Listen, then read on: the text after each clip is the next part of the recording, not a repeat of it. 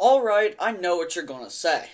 Orion's too short, it's boring, it's too similar to Diamondback, it's not as good as Fury, and it just doesn't seem like a good addition to Kings Island. And these statements are all valid. It's not super long, it's not as good as Fury, and it does feel somewhat similar to Diamondback. But here's the thing, none of that even matters. More on that in a little bit. So, here's why Orion is actually a genius move by Kings Island. Alright, so there are three main reasons why Orion was such a smart move for Kings Island. So let's start off with the first reason, and that is marketability. So Orion is a very marketable coaster. It's very tall, it looks cool to ride, and as a bonus, it has a cool color scheme and theme.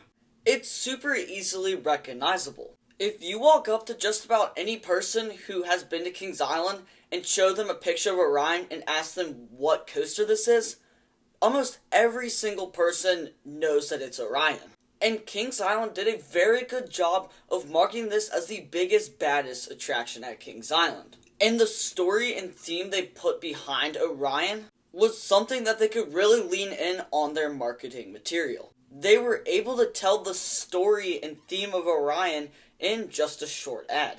They could talk about how meteors were coming down to Earth and you had to test a vehicle that would be used to rescue everyone from the falling asteroids. And then they could go on to talk about how it's super tall, the longest steel coaster at Kings Island, the fastest coaster at Kings Island. And they did a really good job of getting people excited and making them want to come to Kings Island specifically to ride Orion. And think, once they got inside the park and went and rode Orion, what did they do? They didn't just go and leave. They spent the whole day at the park, rode everything else, spent money.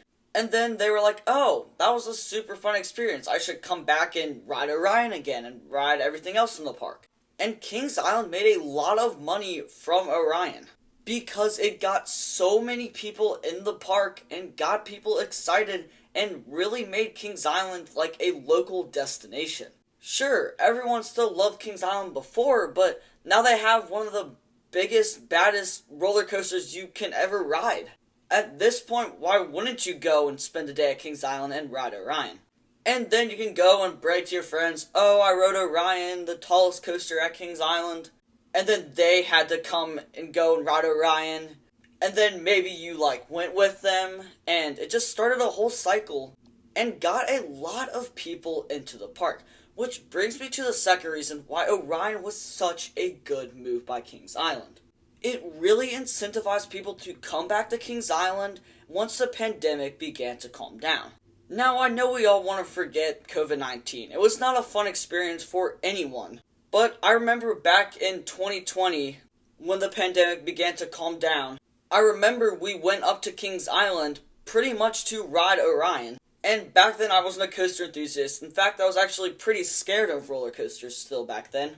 And I remember they handed out little tickets to us, and we got our ticket, and we rode Orion, and we all had a lot of fun on it. Actually, we got to ride it a second time.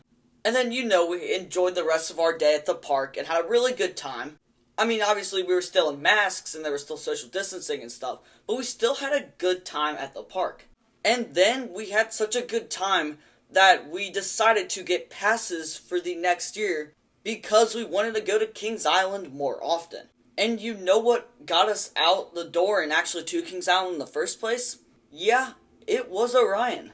There was a pretty good chance that we would have not actually come to Kings Island if Orion had not existed. And think, we rode Orion, we loved it, and then we got season passes, and we've had season passes ever since. And we've been to Kings Island something like 40, 50 times since. So Orion was really critical in getting people to come to Kings Island once the pandemic started coming down, and then it gave them a reason to keep coming back year after year. If they had added the family boomerang in 2020, there was a good chance we just would have skipped that year, and then maybe not even have gotten season passes, or waited a year or something like that. come to think of it, we rode Orion pretty early on, and with like social distancing and stuff, and like limited capacity, we were actually probably one of the first couple thousand people to ride Orion, which is kind of crazy to think about, because we didn't like actually know that back then, but then like looking back, we were some of the first couple thousand people to ride Orion, which was actually pretty cool.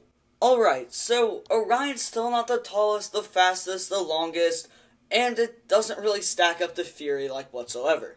But why is this still a good move by Kings Island? Shouldn't they have tried to break the records and top Fury 325?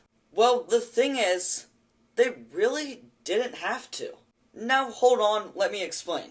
Alright, so 99% of people who visit theme parks just want to have a good day and don't necessarily care too much about all the stats of roller coasters. They don't care if Orion's 287 feet or 300 feet tall. They only care that it's super tall, super fast, and a fun ride.